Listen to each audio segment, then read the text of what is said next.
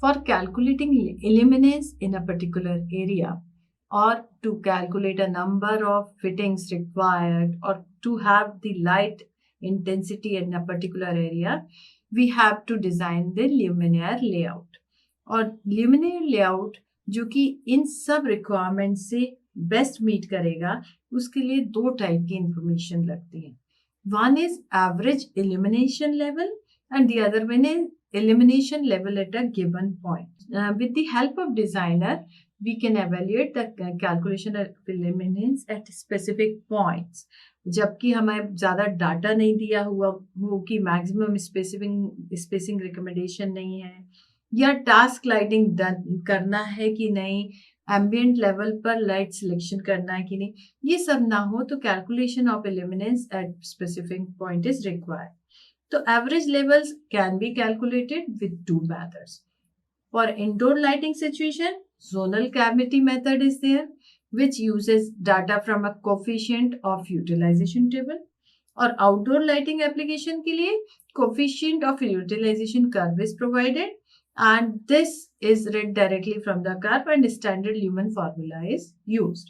तो zonal cavity method हम देखें इंडोर लाइटिंग कैलकुलेशन के लिए, इसको हम ह्यूमन मेथड भी बोलते हैं, and this is nowadays adopted for calculating average illuminance level for indoor areas, जब तक कि light distribution is radically asymmetric नहीं है तब तक ये एप्लीकेबल है.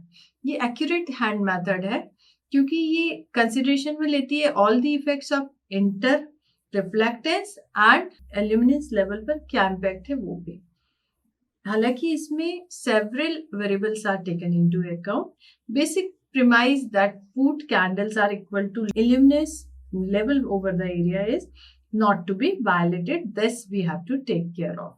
तो हम एक typical room space के अंदर बात करें zonal cavity method में, तो mostly हम देखते हैं कि एक रूम है, मान लीजिए, जिसका हम हाइट पर साइड व्यू लें, तो we are having this ceiling, right, और यहाँ पर हो गया फ्लोर, और सीलिंग पर कुछ आपके एसेसरीज लगे होते हैं लाइटिंग के. These are the lighting accessories. Okay, अब जो वर्क प्लेन होता है हमारे, that may be somewhere here. Okay, work plane is here, और ल्यूमिनियर्स जो आपके फिक्स हुए हैं वो इस लेवल पे फिक्स हुए हैं. ठीक है, तो हमारे पास जो टिपिकल रूम स्पेस साइड से दिख रहा है वो इस तरह से है. ये माउंटिंग हाइट है इन लैंप्स की, ये एकदम सीलिंग पर तो फिक्स नहीं हुए हैं, ये उससे थोड़े नीचे लगे हुए हैं. तो based on this, room is made up of 3 spaces और cavities. Space between ceiling and fixtures, if they are suspended, लटके हुए हैं, टांगे हुए हैं, तो this space is called ceiling cavity. Okay, then comes the space between work plane and the floor, and this work plane और floor के बीच में जो distance है, that is called floor cavity. Next comes the space between fixtures and work plane, और इसको हम कहते हैं room cavity. तो इस तरह से 3 portions में हमने space को divide कर दिया for lighting. अब इसके लिए हम यदि एक एग्जाम्पल के तौर पर पूरा ल्यूमिनेंस कैलकुलेशन को समझें तो स्टेप बाय स्टेप प्रोसेस देखते हैं, और उसके लिए we need as particular space.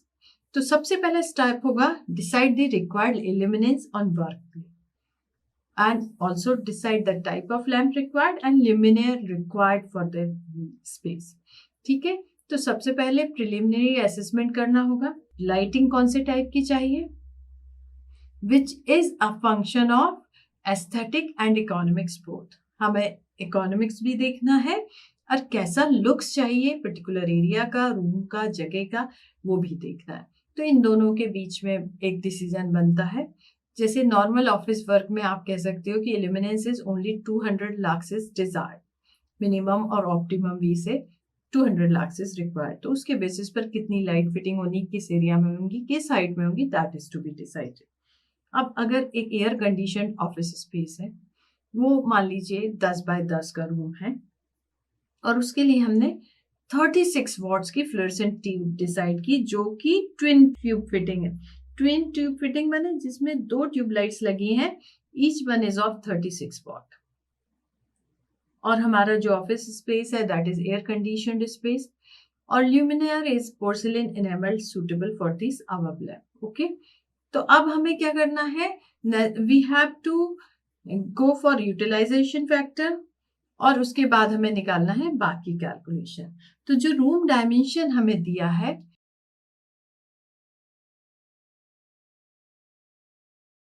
that is having length of 10 meter. Let's say length is represented by L1, that is 10 meter. Room की width है 10 meter. Then we are given floor area. Floor area is represented by L3 and it is 100 meter square, which is clear from these two. Okay, and ceiling height is say 3 meter, which is represented by L4. Okay, इसके बाद surface का reflectance क्या है? We can see surface reflectance is higher for ceiling, it is in light colour, then walls, then floors. तो इन सब के reflectance यदि हम चेक करें, we are given L5 as 0.7 per unit, that is surface reflectance of ceiling. Wall का reflectance हमें दिया है 0.5 pu, और जो फ्लोर का रिफ्लेक्टेंस है which is normally dark in nature और neutral colour, it is given as 0.2 pu. Okay, now we are giving work plane height from the floor, that is given as 0.8 meter L8, or luminaire height from floor is given as 2.9 meter and it is represented by L9. Okay, तो अब हमारे पास इतना data available है, इसके basis पे हमें ल्यूमिनायर निकालना है। जो टिपिकल रिफ्लेक्टेंस वैल्यूज हैं इन सब की, ये नॉर्मली टेबल में दी होती हैं कि एयर कंडीशन ऑफिस में कितनी होनी, इंडस्ट्रियल लाइट वर्क वाले में कितनी होनी, और हैवी इंडस्ट्रियल वर्क में कितनी होनी। यहाँ चूंकि हमने एयर कंडीशन ऑफिस की बात की तो we have decided it here. अब हमें निकालना है रूम का index. Room index is given by formula. Room index, this is calculated with the formula length into width of the room or area divided by mounting height of the luminaire. Mounting height into length and plus width. Okay, तो यहाँ length और width तो हमें 10 metre दी हुई है, 10 into 10 divided by mounting height, that would be this L9 minus L8. Okay, तो L9 minus L8 is how much? 2.9 minus 0.9 meter. L9 minus L8 जिसको हम यहाँ पर 2.L plus W. Okay, तो 100 divided by 2 into 10 plus 10. This gives us room index as 2.5. Okay, now we have to calculate utilization factor. Utilization factor is defined as percentage of rated bare lamp lumen to that exits the luminaire and reach the work plane. So it accounts for light directly from luminaire as well as light reflected off the room surfaces also. तो manufacture actually supply करते हैं हर एक ल्यूमिनायर के साथ इसका अपना utilisation factor table, और उससे हम उसको मेजर कर सकते हैं। तो अगर मैन्युफैक्चर के दिए हुए ल्यूमिनायर को चेक करें तो it is possible to determine the utilisation factor for different lights. तो यहाँ पर हमने जो डिसाइड किया सेफेल with 36 watt twin lighting. Okay, और उसके लिए utilisation factor is given in the table as 0.66 for room index of 0.2.5. तो for room index of 2.5 हमारे पास जो यूटिलाइजेशन फैक्टर है दैट इज 0.66। ये एक पैरामीटर हमारे पास है, तो हम कैलकुलेट कर सकते हैं number of fittings required of this bulb. Number of fitting required formula क्या है? N is equal to E into A divided by F into UF into LLF. यहाँ पर N is number of fitting, E is the lux level required on working plane or luminous flux. Then A is the area of room, which is length into width, and F is the total flux from all the lamps in one fitting. And utilization factor is there, then LLF. Okay, utilization factor from the table we have taken as 0.66. LLF is light loss factor. Light loss factor takes into account depreciation over time of lamp output and dirt accumulation on the fitting and walls of the building. इनकी वजह से light का loss होता है. तो light output for single lamp is 3050 lumens. तो हम इसको यहाँ पर लिख लें. लाइट आउटपुट हमें जो दिया है that is 3050 lumens. Okay, and it is actually lamp lumen into luminaire MF into room surface MF, where MF is maintenance factor. तो रूम सरफेस पर जो मेंटेनेंस फैक्टर लग रहा है, ल्यूमिनायर में बल्ब में जो लगना है लैम्प ल्यूमेंस. इनको जब हम मल्टीप्लाई करते हैं तो टिपिकली टेबुलर में जो दिया होता है LLF for air conditioned office is given as 0.8, clean industrial area it is 0.7 और डर्टी इंडस्ट्रियल एरिया के लिए इट वुड बी 0.6. हमारे पास ये है LLF एज 0.8 क्योंकि ये एयर कंडीशन सरफेस है. तो based on this when we place the values in N, so E would be 200. Okay, then we are having 100 the area and divided by 2 bulb fitting है. 2 bulb fitting हर एक में lumens है 3050. Utilisation factor हमने कहा 0.66 और LLF is given as 0.8.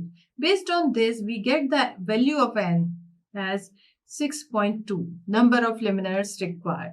तो 6 number of twin tube fixtures are required, जबकि total number of 36 watt lamp है ना. 6 into 2 into 36, तो 12 लैम्प्स हमें उस रूम में लगेंगे. अब नेक्स्ट जो स्टेप होगा, space these luminaires to achieve desire uniformity.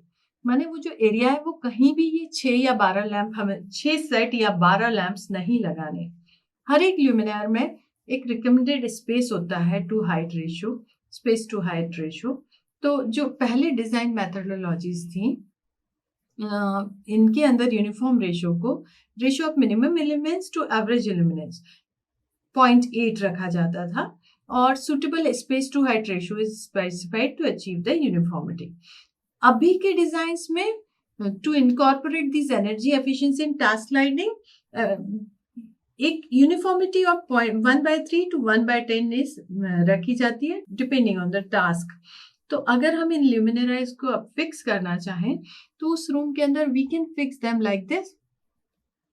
The room is 10/10. उसकी सीलिंग पर हमने ये ट्विन ट्यूब्स जो रखे हैं we can fix them like this.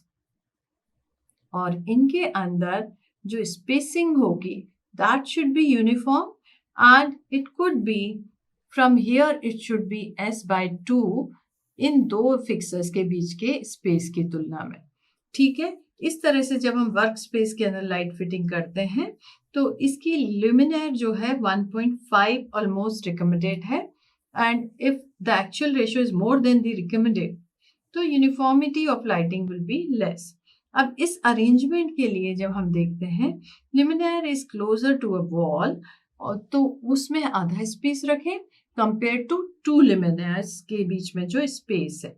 तो इनकी स्पेसिंग जो हो गई between luminaire it would be 1 to 3 luminaires there और इनके बीच जो 10 मीटर्स का हमारा रूम है 10/3 will give us 3.33 metre space.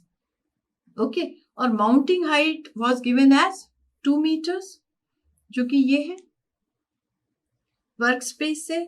और space to height ratio can now be calculated as space to height ratio. This can be taken as now this 3.33 divided by 2. तो क्या आ गया 1.66. तो इसलिए चूंकि हमने कहा 1.5 was suggested but this 1.66 is the outcome. This is very close to the limit specified, इसलिए ये acceptable है. Now it is better to choose luminaires with larger space to height ratio. और इसकी वजह से क्या होगा, space to height ratio ज्यादा होगा तो जो fittings required हैं with connected load वो कम हो जाती हैं. तो इस तरह से हम किसी भी स्पेस इंडोर स्पेस में zonal cavity method से number of fittings required, the spacing between them and everything can be decided based on these formulas and the method.